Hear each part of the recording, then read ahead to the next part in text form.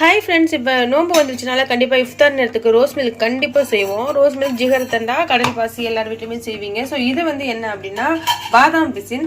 So இந்த பாதாம் பிசினை வந்து சில பேருக்கு வந்து எப்படி யூஸ் பண்ணுன்னு தெரியாது. இங்கே பாருங்கள், இது இப்படி இருக்கும். இது என்ன பண்ணணும்னா ஊற வைக்கிறதுக்கு முன்னாடி சில பேர் அப்படியே போட்டு ஊற வைப்பாங்க.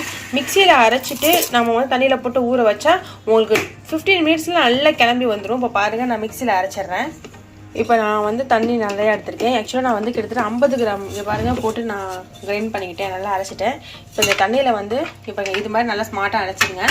இது உங்களுக்கு வந்து டக்குன்னு வந்துட்டு உங்களுக்கு 15 மினிட்ஸில் வந்து நல்லா பொழு நெந்திரிச்சிடும். இதே நீங்கள் வந்து முழுசாக போட்டிங்கன்னா அது நைட்டு ஊற வச்சா தான் இங்கே பகலில் வந்து நம்ம எடுக்க முடியும் பாதாம் பிசினை. இப்போ இதை அப்படியே இதில் போட்டுக்கலாம். அவ்வளோதான். இது ஒரு 15 மினிட்ஸ் வச்சுருந்து பாருங்கள், உங்களுக்கு அழகாக பாதாம் பிசின் வந்து எந்திரிச்சிருக்கும். நான் அதையும் காட்டுறேன். இதில் வந்து ஜப்சா விதை ரோஸ் மில்க் கொஞ்சமாக போட்டால் தான் நல்லாயிருக்கும். போதும், இவ்வளோ போட்டால் போதும். இதில் தண்ணி ஊற்றி வச்சா இதுவும் அழகாக பால்ஸ் குளிச்சு குட்டி குட்டி பால்ஸாக அழகாக எழுந்திரிச்சிடும். இப்போ இதில் வந்து நிரப்பமாக நம்ம ஊற வச்சிடலாம். இங்கே பாருங்கள், இது அழகாக பெரிய பெரிய அழகாக பால்ஸாக இதுவும் எழுந்திரிச்சிடும். நம்ம இதையும் பார்ப்போம். இங்கே பாருங்கள், இது வந்து கடல் பாசி. இது நான் வந்து ஐஸில் வச்சுருந்தேன். ஸோ கடல் பாசி நாங்கள் நேற்றே செஞ்சு வச்சுட்டோம். இன்றைக்கி எல்லாமே செஞ்சுட்டு இருக்க நேரம் இருக்காதுன்னு கடல் பாசி எப்படி செய்யுதுன்னு சொல்லிட்டு நம்ம வீடியோவில் நான் போட்டிருக்கேன். இதை வந்து இது கேக்காக இருக்கும். இதையுமே வந்து நான் ஒரு ரவுண்டு டக்குன்னு, அதாவது எப்படின்னா குறன்னு அதாவது நல்லா பேஸ்ட் மாதிரிலாம் அரைச்சிடக்கூடாது, நல்லா இருக்காது ரோஸ் மில்கில் போடுறதுக்கு. குறன்னு ஒரு ரவுண்டில் டக்குட்டு அரைச்சி எடுத்துக்கலாம். ஸோ நான் கடல் பாசியை வந்து குட்டி குட்டியாக இது பண்ணியிருக்கேன். இது வந்து ஆக்சுவலாக நேற்று செஞ்சதுனால ஐஸில் வச்சதுனால கெட்டியாக இருக்குது. அதனால தான் நான் வந்து சும்மா ஒரு ரவுண்டு அரைச்சிக்கிட்டேன். இதே அது அந்த நேரம் செஞ்சால் இருந்தால் நீங்கள் வந்து சும்மா கையில் வச்சு நசுக்குனாலே உங்களுக்கு கரெக்டாக வந்துடும்.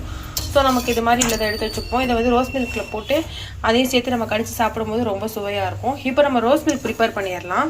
ஸோ இங்கே பாருங்கள், இது வந்து நல்லா காய்ச்சி ஆற வச்ச பாலில் தான் கலக்கணும். ஸோ ஃபஸ்ட்டு நல்லா பாலை வந்து இது நான் வந்து 1.5 லிட்டர் பால் எடுத்துருக்கேன். ஏன்னா நாங்கள் வந்து கிட்டத்தட்ட 15 பேர் இருக்கோம் அவங்களுக்காக. ஸோ 1.5 லிட்டர் பாலில் வந்து காய்ச்சி நம்ம ஆற வச்சுக்கலாம். ஸோ இங்கே பாருங்கள், பால் வந்து ஆற வச்சிடணும். எப்பவுமே சூடான பால்லலாம் ரோஸ் மில்க் செய்யக்கூடாது, ஆறின பாலில் தான் ரோஸ் மில்க் செய்யணும். இதில் ஜீனி போட்டுடலாம். ஜீனி வந்து கம்மியாக தான் போடணும். ரோஸ் மில்க் வந்து அதிகமாக போட்டால் நல்லா தான் இருக்கும். ஆனால் வந்து சுகர் பேஷண்ட்லாம் இருப்பீங்க, ஸோ கம்மியாக போட்டு சாப்பிட்டா நல்லது. நான் வந்து இதில் பாதாம் பிசின், சப்சா விதை, அதோட வந்து பாசி இதெல்லாம் சேர்க்கறதுனால நல்லா ஹெல்த்தியாக இருக்கும், நல்லா இருக்கும். நீங்கள் சுகர் வந்து உங்களுக்கு தேவைக்கேற்ப போட்டுக்கோங்க.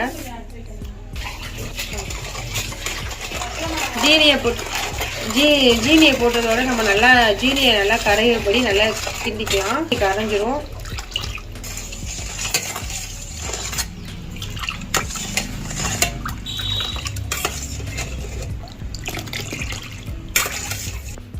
ஸோ இப்போ வந்து எங்ககிட்ட வந்து இங்கே பாருங்கள் ரோஸ் மில்க் பேக்கர் எசன்ஸ் தான் இருக்குது. இந்த ரோஸ் மில்க் மிக்ஸை தான் நான் போட போகிறேன். உங்ககிட்ட பவுடர் இருந்தாலும் பவுடர் போட்டுக்கலாம். நான் வந்து இன்றைக்கி இப்போ எசன்ஸ் கலக்க போகிறேன். ஸோ இது வந்து ஒரு 3 ட்ராப்ஸ் போதும். ஸோ இங்கே பாருங்கள், நான் வந்து ஒரு 3 ட்ராப்ஸ் ஊற்றினேன். சில பேர் நல்ல கெட்டியாக இருக்கணும்னு நினைக்கிறவங்க ஒரு 4-5 ஊற்றிக்கங்க, பட் போதும்.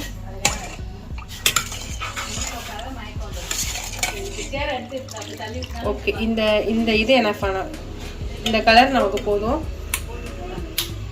போட்டாச்சு. இப்போ வந்து அடுத்து வந்து என்ன சேர்ப்போம்னா, ஆக்சுவலாக நான் இப்போ தான் ஊற போட்டேன்.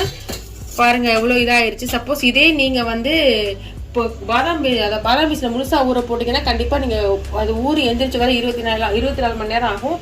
அதுக்காக தான் மிக்சியில் போட்டு அரைச்சி போட்டுடணும். இது உங்களுக்கு டக்குன்னு வந்து இது மாதிரி ஊறி எந்திரிச்சு வந்துடும். ஸோ இப்போ இந்த பாதாம் பீஸனையும் வந்து இங்கே பாருங்கள்,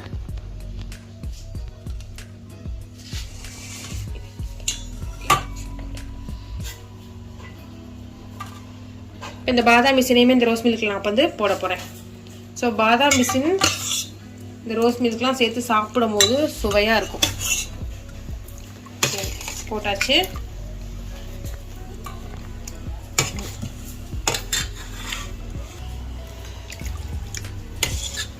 இப்போ அடுத்து வந்து நான் ஆல்ரெடி இப்படி செஞ்சு வச்சுருக்கேன். ஸோ இதையே நான் போடுறேன். இதையும் நம்ம சேர்த்து சாப்பிடும்போது ரொம்பவே சுவையாக இருக்கும்.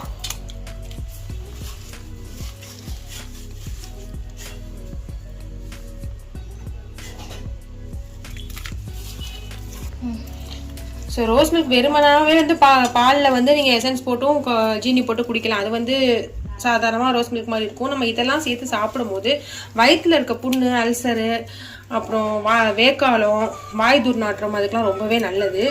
ஸோ இது மாதிரி நீங்கள்லாம் சேர்த்து சாப்பிடும்போது உங்களுக்கு சுவையும் ரொம்பவே அதிகமாக இருக்கும். இப்போ நமக்கு வந்து கிடச்சிருச்சு, சூப்பர் ரோஸ் மில்க் கிடச்சிருச்சு. நம்ம லாஸ்ட்டாக சப்ஸா விதை சேர்க்க போகிறோம். இப்போ அடுத்து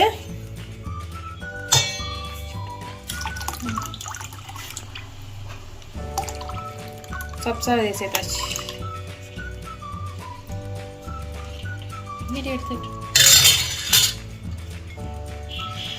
நமக்கு இங்கே பாருங்க ஹோம்மேட் ரோஸ் மில்க் சூப்பராக கிடச்சிருச்சு. நம்ம இதில் வந்து என்னென்ன சேர்த்துருக்கோம்னா பாதாம் மிஷின் சேர்த்துருக்கோம், கடல் பாசி சேர்த்துருக்கோம், சப்ஸா விதை சேர்த்துருக்கோம்.